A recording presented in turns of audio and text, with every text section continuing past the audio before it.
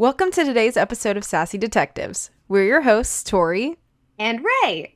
We're here to talk about anything and everything Nancy Drew, and today we're talking about 2 episodes in the 1970s Nancy Drew and Hardy Boys TV series, specifically Season 2, Episodes 1 and 2.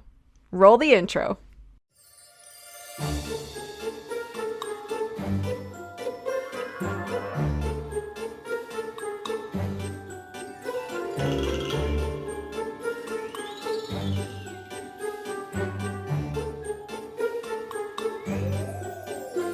All right, so the first thing I have to say about this episode is I love the 1970s.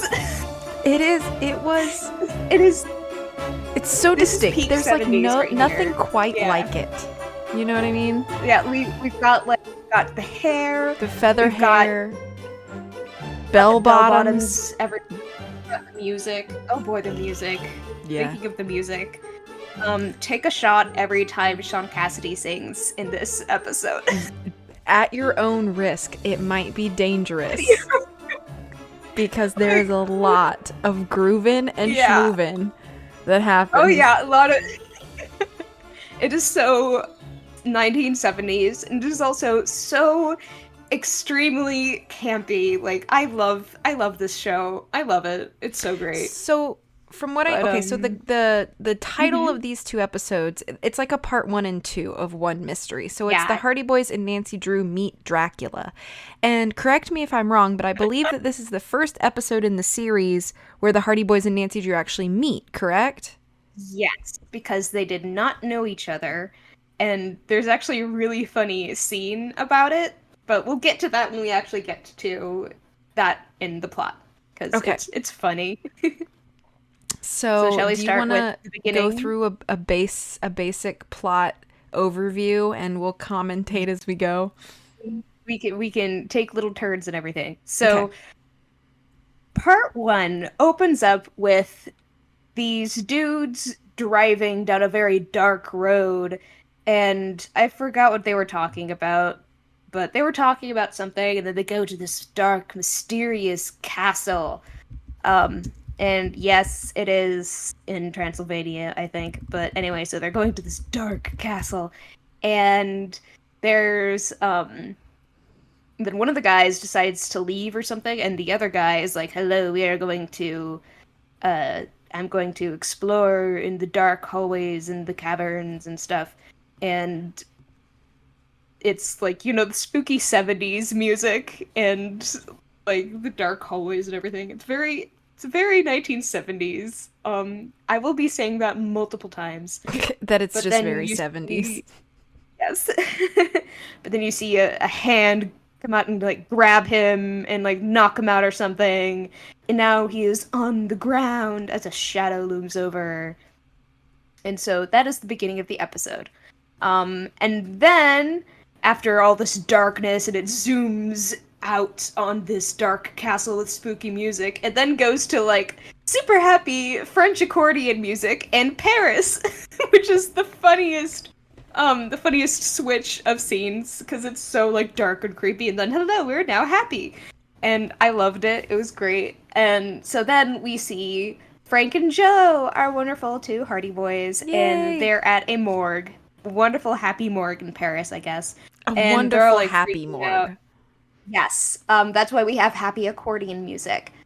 And then they're looking at a body in the morgue, and the mortician pulls over the cover, and they're like, breathing a sigh of relief, because they thought it was their dad under a code name and everything. Because their dad's gone missing.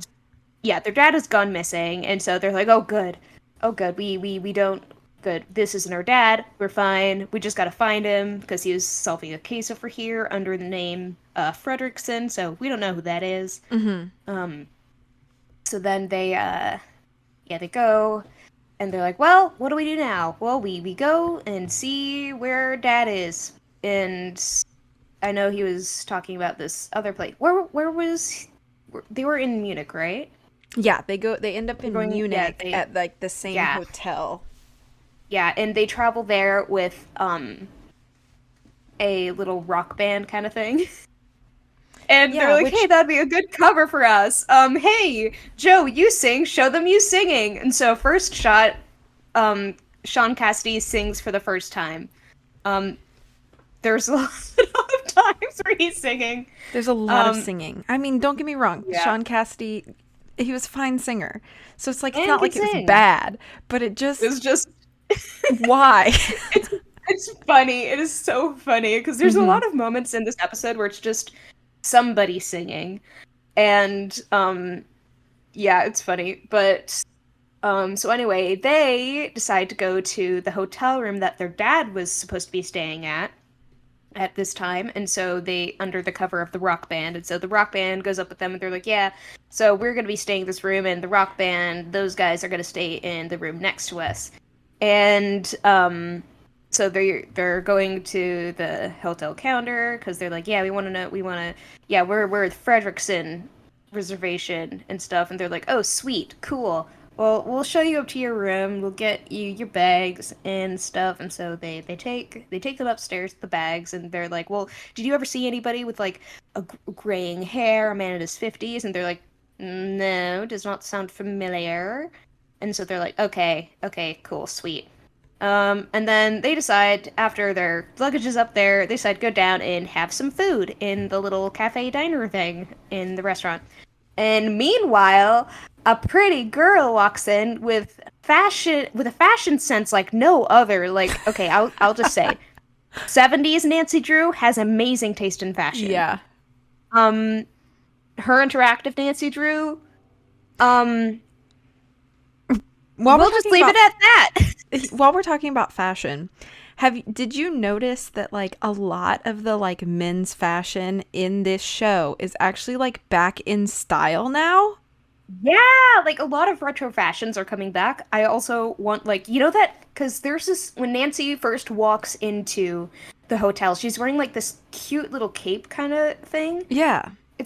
And it's so cute, and I really want something like that. Like, can that please come back into mainstream fashion? It's so cute.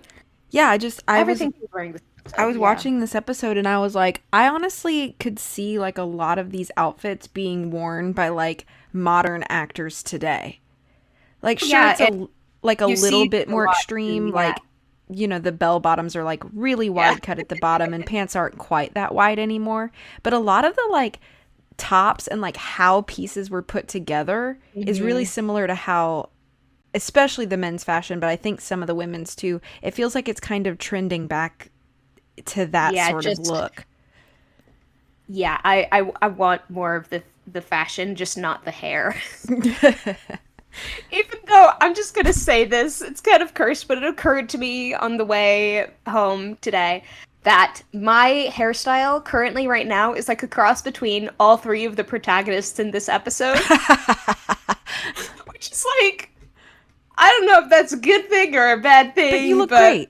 So that's all that matters. I'm gonna roll with it. Yeah. But anyway, so Nancy walks in, dripped out as heck with the amazing outfit and everything. And she's like, hello, I have a reservation under Fredrickson. And so they're like, oh, well, there is a rock band that said they had that reservation too. And she's like, what? No, it's me. I'm the Fredrickson reservation. They're like, okay, well, we'll just take you up there. And so she goes up there and she's like, can you get their luggage out of the room? And the bellhop is like, yeah, sure, we'll get the luggage out. And so she tips him and everything, and then also when the bellhop took the Hardy's luggage up there, he asked for a tip, and Joe's like, "Oh, Frank, that's your job," which is like the biggest younger sibling thing, and very ever. On brand, I think, for the Hardys. Very on brand. Where it's like, he's like, "Oh, it's money, Frank, that's you." Which I have another comment. Here. This confusion with the whole hotel reservation wouldn't happen today, because now at a hotel you have to show your ID when you check in. Yeah. So it's like nobody could have gotten this room because none of y'all's name's Fredrickson. Yeah. Unless they had a fake ID, like Lisa in Treasure in the Royal Tower, who I hate, but we already got through all of that. Go watch, last episode. go watch / listen to our last episode if you want to hear Yeah. Rae talk passionately about her hate for Lisa Ostrom. Yes, I hate her. But anyway, so Nancy tips the bellboy, and he gets the Hardys' luggage back down to the lobby. So Bess is also there, and so she's waiting for Nancy in the little diner cafe area, and the Hardys are at the table next to them, and Joe's there, and he's trying to figure out what to order, and Frank sees that their luggage is now in the lobby, and he's like, hold up. And so Frank gets up, and Joe's like, okay, you're good. I'll just see if I can order food because I'm hungry. And so Frank's like, hold up. No, yes, cheeseburger. Oh my gosh. I don't know. I don't remember what they ordered or if they said what they ordered. Because that'll come up later. But so Frank is like, hi, why is our luggage down here? And he's like, well, a girl whose name was Fredrickson said she had the room, and so we put her stuff there. And he's like, no, we're the Fredrickson thing, so can you put our stuff back up there? And so he tips him and stuff. And that so bellboy was making bank. He was making bank. And so so Frank gets their stuff up there again, and then and so as Joe is trying to order food, Nancy's complaining about the whole luggage situation to Bess, and then she's like, oh, waiter, and gets the waiter just as Joe was gonna ask him something, and so Joe is like, she stole my waiter. So he's like offended and everything. And so then Frank comes down, he's like, yeah, I just had him take our luggage up again. And then Nancy and Bess see their luggage there, and she's like, oh, hold up. And so she goes up again to get their luggage up there, and the bellboy is like, well, more money. But then the Hardy boys see their luggage out again, and they're like, okay, we're just gonna go up and see what's going on. And so Nancy and the Hardys, they both at the same time go to the elevator to try to fix the problem and everything. And Nancy's like, you'd think, like, I'm having such a big problem here. And Frank's like, is it the locals or tourists? And she's like, well, I think it's the tourists because, there's somebody who keeps stealing my room. And they're like, we're having that problem too. And Joe's like, yeah, and we also had somebody steal our waiter. The man just wanted to order his food. I can't really blame him. He just wanted his food. He's just, yeah. And so Nancy gets out, and they're like, after you, ladies first. And she's like, thank you. I'm going to go solve this problem. So she goes to her room, and the Hardy boys also go to the same room, and they're like, what's going on? And she's like, you're the Fredrickson? He's like, you're the Fredrickson? And so they're both talking about it, and Frank is like, okay, but have you seen anybody with, like, graying hair, like a guy in his 50s and stuff? And she's like, no, I was here. She explains, I'm here on an errand from my father, who's a lawyer, who has a friend who asked me to investigate this case with somebody named Fenton Hardy. And they're like, oh, cool, that's our dad! Yeah. So they're like, oh, cool, so what are you doing? She's like, well, I investigate mysteries. And they're like, sweet, so do we. And so, yay, they're friends now, I guess. And then they find, like, I don't remember how they do this, but what? I don't think I spaced out, but it's possible. Did you mention about Nancy flipping Frank on the floor? Oh, no, I didn't. Okay, so after they come into her room, yeah, she gets, like, really defensive, and she freaking flips Frank onto the floor, and Joe's like, she's like, if you take these bags out, she says something like, if you take these bags out, you're going to end up on your back or something like that. Yeah. And Frank like grabs the suitcase and she flips him onto his back. And I was like, yeah. Yes, Nancy, go Nancy. And then Joe was like, woo, that was funny. Yeah. Because who likes seeing their sibling get beat up in a funny way more than a younger sibling, like, I guess. Yeah. But so I wouldn't know that because I'm happens. the older sibling. Same here, but Lexi, my sister, would probably think it's really funny. So My sister would probably think it's funny if I got flipped onto my back too. So I think that sounds right. Yeah. But anyway, so they're talking about like, oh, so let's go to Transylvania because that was where my dad was headed or something. They find like some kind of evidence together that he was heading over to Transylvania where there's like this concert by a famous musician being held that people are all like, oh, it's the rabble rousers, the people who like music. Which is a very like 70s thing to say, which is they introduce the dude whose name is Allison Troy. They introduce him as like the town's regular singer. And I'm like, what? Does this dude just, that's his job? Is to just sing? Yeah. At the castle? I mean, slay, I guess. Yeah, I mean, that sounds like a fun job, right? And so they have like this whole concert going on for like Halloween, and it's all spooky at Transylvania. And so they're over there because that's, you know, where their dad was headed because he was investigating some kind of art heist thing. But wait, I forgot one of the funniest parts. So wait, is it when they first get to their hotel room in Munich or was it in Paris? Which part? So it was in Paris. Yeah, it was in the beginning of the episode. But they open their hotel room, and inside they find wait, was it in Munich? I don't know. It was somewhere, one of the hotel rooms they were at. There was a lot of traveling in this episode. But they were at this hotel room and they opened the door and there was a man inside looking through the stuff in the room, and he turns around in the most dramatic way ever. And it's so funny the way he just turns around, and it's so theatrical and hilarious. Isn't that when they arrive in Transylvania? Or maybe it was in Transylvania. Well, yeah, anyway, they arrive somewhere, and there's a guy in their hotel room, and they're like, and he's like, what are you doing in my room? And they're like, I think that's our line. But then he says that he's an inspector, and he has been trying to solve this mystery of, like, the art heists and the thievery going on, and I think it was like something about disappearances too. I don't know, but it was the same thing their father was all investigating and stuff. Mm-hmm. And so they're like, sweet, cool. So you know our dad and stuff? And he's like, well, I don't know.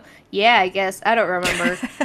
All I remember from the scene was how dramatic the inspector was. Like, he just turns around and is like, haha, what are you doing here? And it's so funny and so campy. And so they now are talking to this guy who is the inspector in the case and everything. So they're like, sweet, slay. And so there's that. And then they decide that a good time to investigate the castle, which is where a lot of the other, like, spooky clue stuff was, I guess. The mystery part was a little hard to follow, I will say, because it wasn't, like, as detailed as it could have been, but it was still really fun. It also is confusing and hard to follow because every 5 minutes they just cut to Joe dancing on the stage. Yeah. Oh. Well, I was 16 and sick of school. I didn't know what I wanted to do. It was so funny. But anyway, so Joe is still undercover with the band to, like, that's how they got into the whole thing, is that Joe is singing for the band. And Come on, everybody, get down and get with it. Well, come on, everybody, get down and get with it. Come on, everybody, get down, get with it. Yeah, and so we just have Sean Cassidy singing for, like, half the episode. Like, sometimes there will be a whole scene where the music guy, Allison Troy, is just singing for, like, 5 minutes, or, like, Joe is singing for, like, 5 minutes or something, and they show nothing but them singing and then the crowd dancing around. And there's just one guy in a Frankenstein's monster costume that is always in, like, almost every shot of the dancing. And so I remember him a ton. But it's really, it's campy. It's campy. It's fun. But so we have that. During a lot of the scenes where, like, Joe is singing on the stage or whatever, I bought a guitar. I got the fever. That's rock and roll. And Frank and Nancy are like snooping in like the castle, like dank, dark hallways, you know? Yeah, they're doing their little sleuthy stuff. Yeah, and they always have like the bat. What did you think about the bat that they used? Oh my for gosh, they have this effects? very clearly plastic toy bat Literally. that they just like flop around on the camera, and they're like, "Oh, it's a bat! It's so real and it's scary. It's just so funny." Yeah, I started laughing because okay, so I know that like eventually this becomes like a bigger plot point, but they use this bat so much and it's like the derpiest plastic bat. It's so funny. And I just keep thinking how funny it is that like this was supposed to be like scary, you know?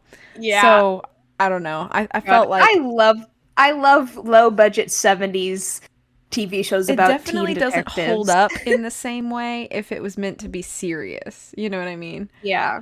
Yeah. But anyway, so we have that now. And so we see that bat a lot in this episode. But so we have Nancy and Frank doing their little snoopy snoop stuff under in the castle under the stuff. And so Frank snoops around in the dungeon and he sees a dude and he's laying there on the floor in the back of this one dungeon cell. And so he runs there to help him and he's like, "Oh no, this guy's unconscious." Gasp. He has 2 little bloody marks under his neck. Oh no. And we're in Transylvania at a castle. Woo! But then a cloaked and gloved figure from behind locks the dungeon door, and Frank is stuck in there. But luckily, guess who's always snooping, because you can't expect her to stop? Miss Nancy Drew. And so she sees him in there, and he's like, "Well, I'm stuck in here," and she's like, "Yeah, I see that." He's like, "Well, I can't get out now," and she's like, sure, I'm bud." Nancy Drew, And bro. Shut up. She takes a bobby pin out of her hair and just unlocks it, and he's like, "Nifty trick." And I love Nancy, but that's besides the point. And so she lets him out and stuff, and they go back upstairs, and they're like, "Hey, everybody!" And by everybody, I mean the inspector dude, who was super dramatic and is now helping them out. This guy is definitely a theater person, by the way. I'm just calling it. Like, this man did theater in high school. Like, he was out in, like, the green room. He was like the guy that was doing like 21. Shakespeare in the Park and thought Yeah. he was really cool, you know? Yeah, he was the guy who showed up to all the open mic nights with the school doing like long ass I can't pronounce that word. Soliloquies. Soliloquies. Yeah. Just doing all that stuff, just like, "Hello, I am super dramatic. I'm an actor," and stuff like that. That's what this guy, I'm calling it, okay? Like, that is my headcanon about this character. I think Like, he's so I think that's pretty legit. dramatic. Yeah. But so then he helps them out and he gets the guy to like a hospital and stuff, and the guy doesn't really know what's going on. He's like, "Yeah, I was just unconscious and stuff, I guess." And so Nancy and the boys are like, "That is suspicious." But that is all for tonight, because we gotta go back to the hotel rooms and we gotta sleep because it is sleepy time. And so I don't remember what Joe was doing with this. Was Joe still singing, or was he in bed or something? I played at parties. Or was he doing something else? Joe's been singing most of the time. Yeah, if we don't know what Joe is doing, just assume he's singing. Yeah. Because that's pretty But much so- where he is when he's yeah. not with Frank and Nancy. Played in bars. I spent my money buying new guitars. Yeah, so Bess and Nancy go to their hotel rooms and they go to bed, and Frank is pacing dramatically and brutally in the hallways, like, I wonder where Dad is. I'm so broody and mysterious and I want to know clues. And so that's fun. But then Nancy wakes up suddenly, starts screaming, and so Frank and Joe, and because Joe's there, right, too? Yeah, because Joe is Yeah, walking with yeah. Bess in the hallway. Yeah, that's right. Joe is with Bess, walking with Bess in the hallway, because Joe and Bess have known each other for like 5 minutes, and they will continue to know each other for another 5 minutes. And that'll be really funny later on. Yeah. But so Joe and Bess are in the hallway, just like flirting and stuff, because that's what they do. And Frank is being all dark and broody, because that's what he does. He's all like, I'm super serious detective. And Joe is like, I just like singing. Come on, everybody, them. get down and get with it. Come on, everybody, get down. Let's rock and roll. Yeah, but anyway, so Nancy's screaming her hat off, and so they all go to Nancy's room, and she's freaking out because there is a vampire bat in her room, and so And then they get Frank out the vampire kicks bat. the door down. He kicks the door down. We're like, bro, relax.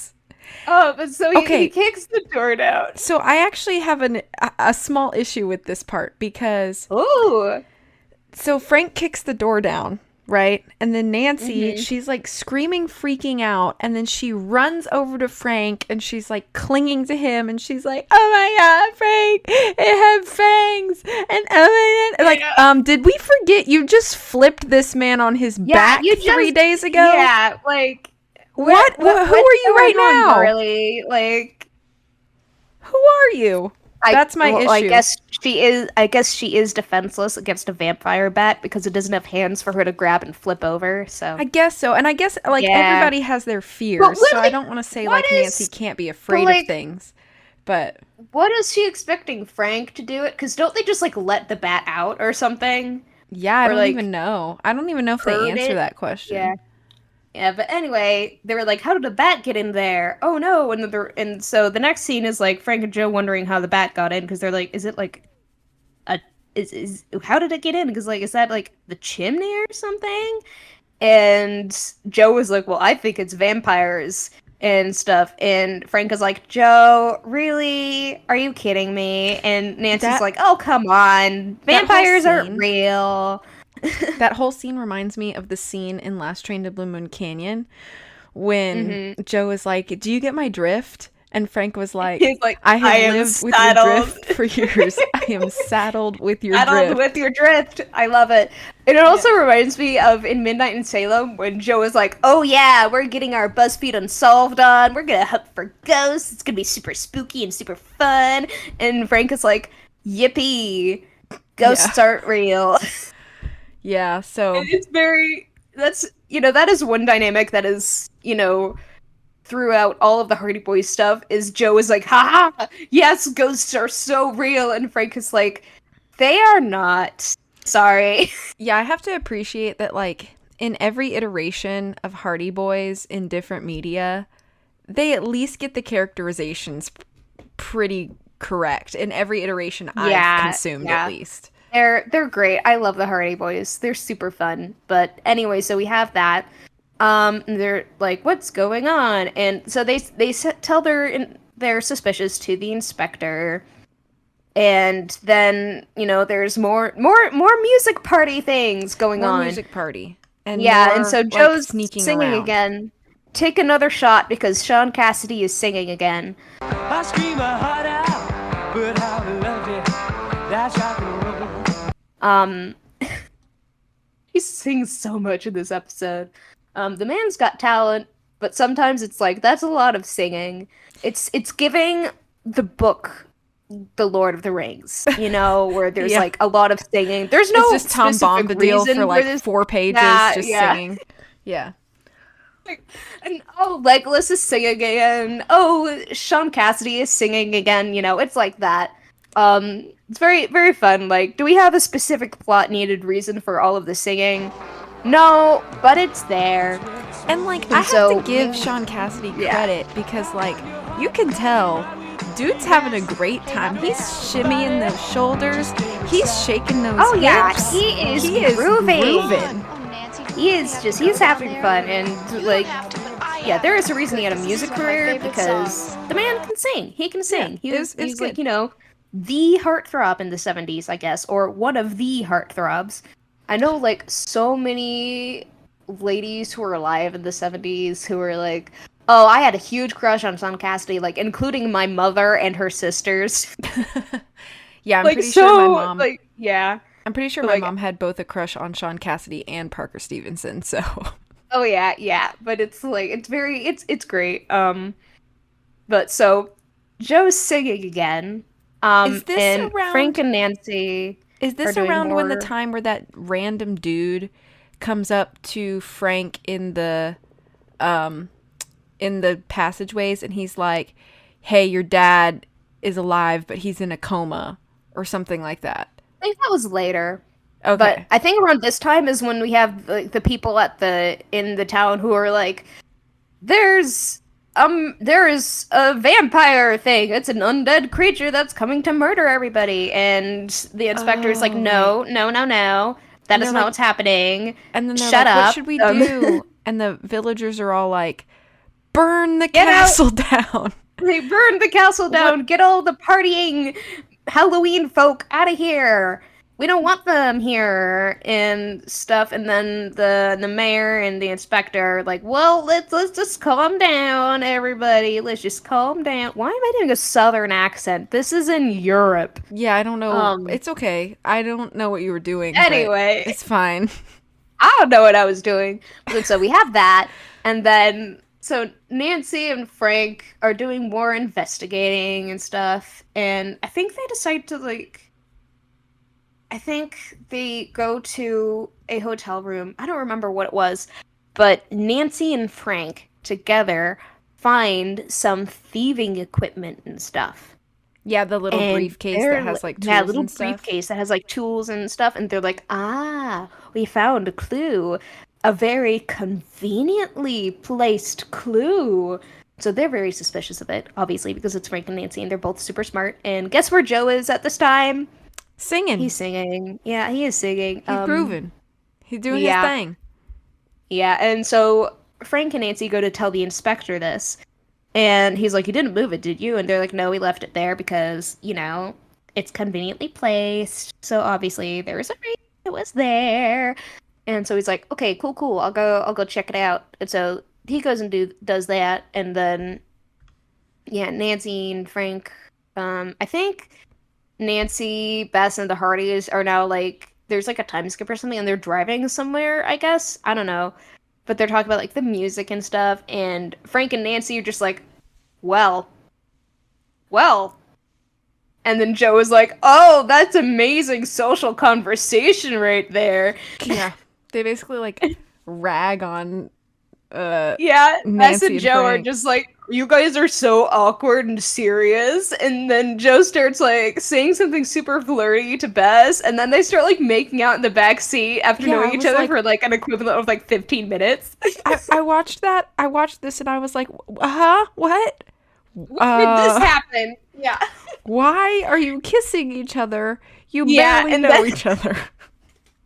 And then Frank and Nancy just like, okay, whatever, and then go back to being like, okay, mystery time.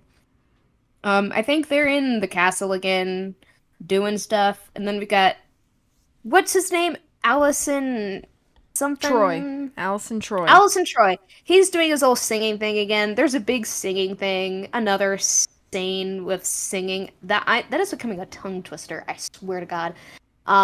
But so he's doing his thing, and then and then we have Frank and Joe in like they're all in the castle, and then yeah, that guy comes up to him and says, your father, he's alive, but he's in a coma. And so they're all like, quick, let's go to Dad in the hospital with a coma. Which the hospital is very weird. It's like, yeah. okay, so like it looks like the like basement or like first floor, like downstairs brick hallway in Treasure in a Royal Tower. And then there's just like a bed Yeah. sitting there. I guess low budget 70s show where they're trying to make it seem all vampire-y, I guess. I don't know. But anyway, their dad's alive. Yay! And Nancy's like, ooh, this doesn't sound good. And the Hardys are like, well, Dad's alive, so we're happy. But then apparently he has a note that he had on him that says caverns. And so they're all like, what did you think about the like scene with like Fenton, and he's laying there and he's in a coma, and Joe like gets down on his like knees and he's like crying about how like he loves his dad and he needs his dad. It's very Joe. It's very Joe, but I was also like also super dramatic. Yeah, I was also like, and maybe it would have had more impact if like we had like if I had like watched the episodes leading up to this, like maybe I would care more. Fenton. But it kind of just felt like I was intruding upon a moment. Yeah, it did. It really felt. I was like, I shouldn't be watching this. Joe is crying. It's giving Henry Bollé crying at the mausoleum. Yeah, it felt like that. Like I shouldn't be watching this actually. But like less intrusive. Asking Joe about his dead relatives. So there's that. That's true. Yeah, so we have that, and then they go to talk to the mayor about everything, and the mayor's like, that is so suspicious.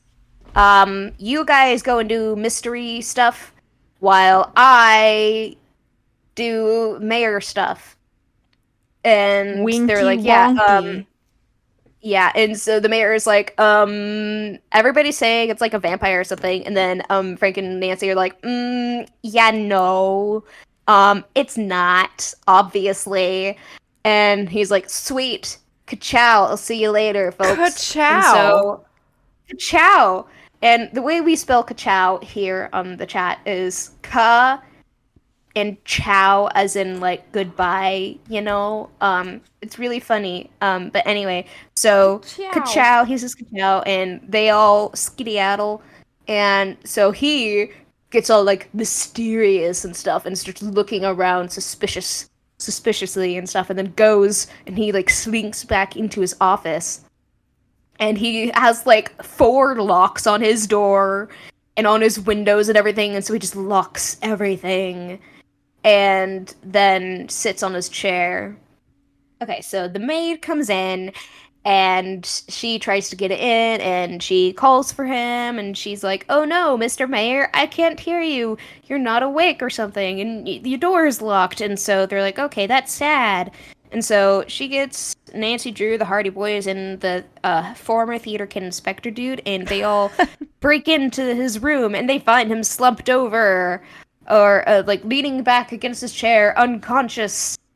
And they're all like, oh no! And the inspector dude was like, stay back, let me inspect this, because I'm an inspector dude.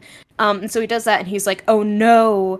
And just like with the dude in the dungeon, and with Fenton Hardy, this guy has 2 little bloody marks underneath his neck. And so we're like, oh no! And so they get that guy to a hospital and everything, which is sad. And then I do not remember what happens after this. Me trying to remember the end of the episode. I feel like they just kind of like... We don't ever figure out what a lot of the stuff is in the episode. Yeah, at the end, they kind of are like... yo, it's definitely something's weird with the inspector, and they kind of realize that like he's super suspicious. Something suspicious is going on with the inspector. And when we found the dude, he was slumped over, and when you went over to check him, you conveniently blocked the view of him with your body. And then when you pulled back, he had the 2 little bloody dots. So we think something sus is going on here, and perhaps you're at fault or whatever. And then... And, like, in this scene, he is also dressed in a very dramatic-looking outfit. I'm talking, like, all black with, like, a frilly cuffs on his sleeves. And I think he's wearing a cape, too. And he's wearing like a fedora or something. Yeah, he's wearing like a fedora or something. And he takes off the fedora, though. I don't remember when, but he takes it off. But And then so the cops come and stuff, and they arrest him. They're like, "Yay, we saved the day. We solved the mystery and everything." He was and the one who also was doing the vampire Fenton is stuff. like awake and perfectly fine now. Yeah, he's chill. He's chill. He's recovered Gucci. from his coma just like that. Yeah. 70s campy TV show logic. Like he did it. Yay. Yeah, but anyway, now we come to like one of my favorite parts of the episode at the end, which is so as one of the cops handcuffs the inspector dude to his wrist, and so they're handcuffed together so he can't escape and everything. And Joe's there, and in the room there is a mirror. And Joe looks in the mirror, and he cannot see the inspector dude in the mirror. I think it's and so he funny. Is just the like, reaction. He just yeah, goes, it's so funny. Frank, he just look, Frank. Yeah. Frank. And you guys like 7 times. And like the eyes emoji, like that's what he's looking like. He's like, oh, what? Yes. What? And like the camera keeps the shot keeps switching from Joe looking at the mirror to the shot in the mirror to the vampire allegedly vampire inspector dude in the cop to Joe looking at the mirror to the mirror to Joe looking at the mirror to the inspector dude. It's so funny. It's very funny. Doing that. It's like it almost feels like a parody. Yeah, but it's the 70s, and so we know it's sincere because it's the 70s. That's fair. But yeah, it's so much fun. It is so much fun. And so yeah, we have that, and basically I think that's the end of the episode, and then they talk about like, oh, we should see each other again, solve another mystery together. Yeah, we should. That would be fun. And like that's it, I guess. Mystery solved! Yay! Yeah, I still have no idea how most of it happened, and yeah. It is quite confusing. It is confusing, and I don't really get a lot of it, but it was funny, and it was camp, and it was enjoyable. It was very enjoyable, so. Yeah, it was fun, and I really liked it. So that was the basic plot in the mystery of it all. Yeah. And can I make sense of it? Not really, but it was fun, so I don't care. Yeah, it's kind of like one of those things where it's like, it obviously, like if you're trying to take it seriously, you're probably not going to enjoy it or like it at all. But I don't. But if you look at it as like, oh, this is gonna be really fun, it's campy and stuff, then you'll enjoy it. Kind of like Twilight for me. Except Twilight for me is also I'm constantly making fun of it, and while this is also campy, I don't think it's quite as easy to make fun of as Twilight. But like it's still the whole like really fun if you're not taking it seriously kind of vibe. Right. And I think that like there's a lot of really good elements, but overall the mystery is so messy and hard to follow. Yeah. And it feels like every time that they're actually doing something mystery centered, it feels kind of repetitive. Like they spend so much of the episode just like wandering the hallways, like the dirty passageways while Joe sings, and I'm like, we've done this already. Like it just kind of felt circular, like a lot of the stuff. And so that's one of the reasons why it was hard for me to keep track of like what was happening in the plot, because it did happen to repeat so much. But yeah, so it was fun. It was fun. I liked it. And I actually didn't hate the music in it as much as it's very 70s. It's very 70s. It's very groovy and stuff. Like it wasn't bad, but like it didn't really serve any purpose to the plot other than Joe having a cover, and it was just way too much of it, but it was really funny, so I liked it anyway. Also, I have to say, probably part of the reason that this feels a little campy is because of the fact that it takes place in Transylvania. Oh, yeah. And so I feel like it kind of adds to like the fact that this just feels like a parody almost. I don't know. I loved it though. I loved it. But yeah, it was super. And like we also have like the iconic intro where it's like I can't even hum it. All I know is that do do do, and that's all I can remember of the tune of the intro. But they have that little like do do do do. You know, I do like how the intro has like it looks like the old like novels, but they like remake the pictures of the book covers with like the actors, and I think that's a really clever like thing, like a tie-in. That was extremely clever with it. And yeah, it's very fun, and I liked it. It was fun. Would I recommend it as a serious mystery to watch and try to solve on your own? No, because it's also very obvious that the villain is the extremely dramatic guy who is acting suspicious. So Yeah.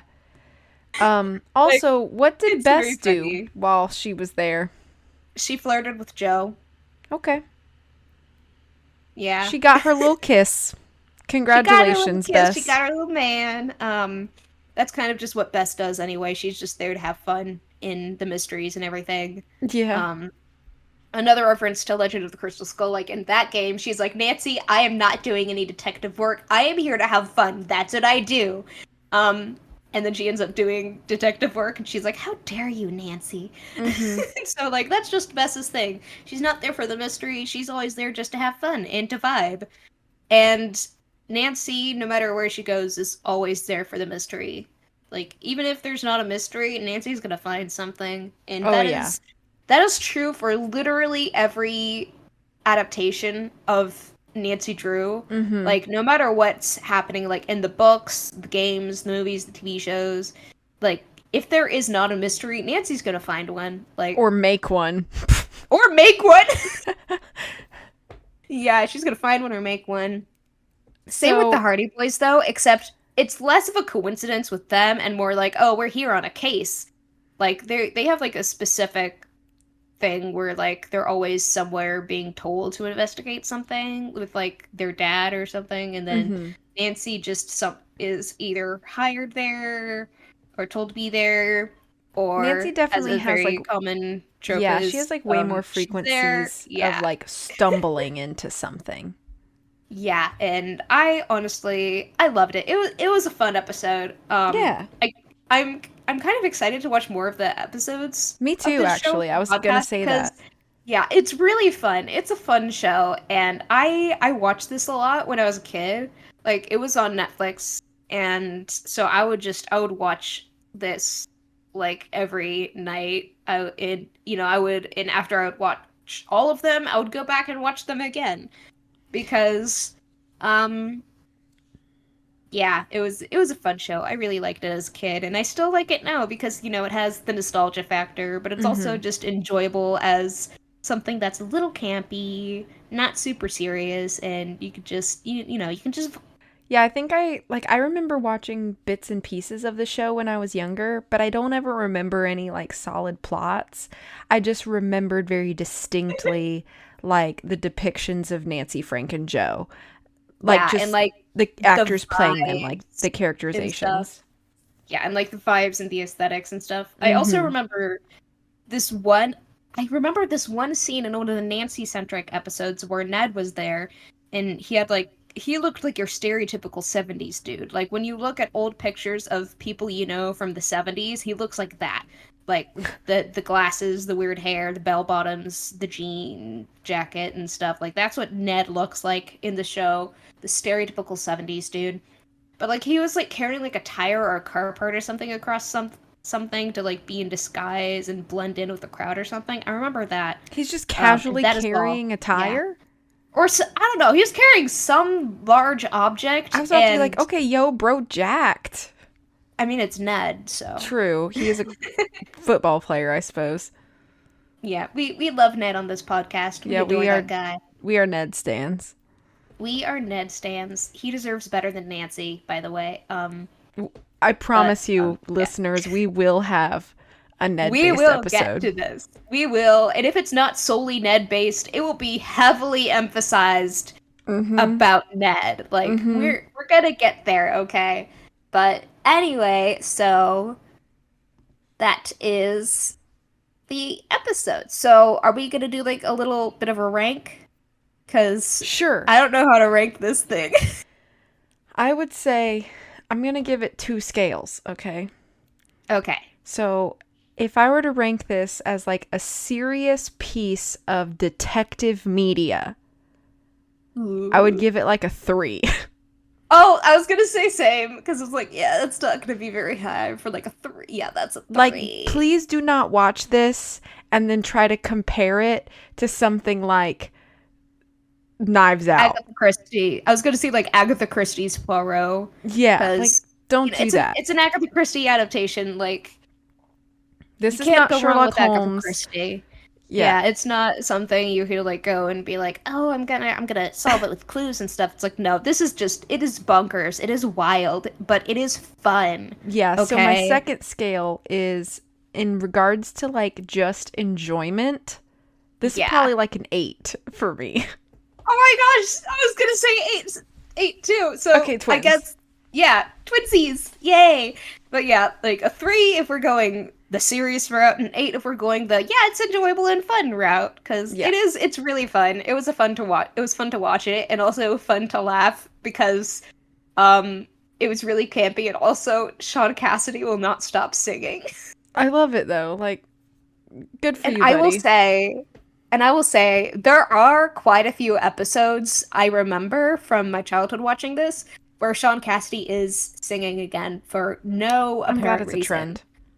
Yeah, Oh, it is a trend, and I'm a fan now- of it. It's fun. Now I want to petition Her Interactive for the next time that the Hardy Boys and Nancy Drew are on a case together. Please have some portion of the game where Nancy and Frank must do the solving and Joe must like be a distraction to the characters, so he just like busts out on karaoke or something. Oh my gosh, he has to do something really funny, like sing a song about a cheeseburger. Oh, have him sing the song from VeggieTales. You know, that he loves his cheeseburger Yeah, the song. cheeseburger song Yes, have him that sing Mr. that. Blunt Like, does. and then Frank and Nancy will go like off solving mysteries and stuff. I love it. If we were to ever make a game, it would be so wild. I feel like, but honestly, what 2 better people to make a perfect Nancy Drew game than me and you? It would be so funny. It would be so funny. Like, it would be simultaneously like a good mystery, but also extremely campy and fun. Like, yeah, it would be for the fans. It would be fun. Yes, it would be for the fans. It would be hilarious.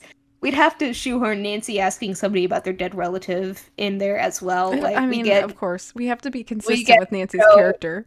Absolutely. We get both Nancy being insensitive about dead relatives, and we get a reference to Sean Cassidy singing all the time. I love it. Yay! That would be fun. All right, So, was I there think- anything else? Yeah. I'm probably gonna watch these again just for fun. Yeah, 'Cause probably me they're too. fun. They're really enjoyable. I love the dynamic between the characters. It's very Hardy Boys and Nancy Drew. Yeah. So, yeah, but I enjoyed it. It was fun. That's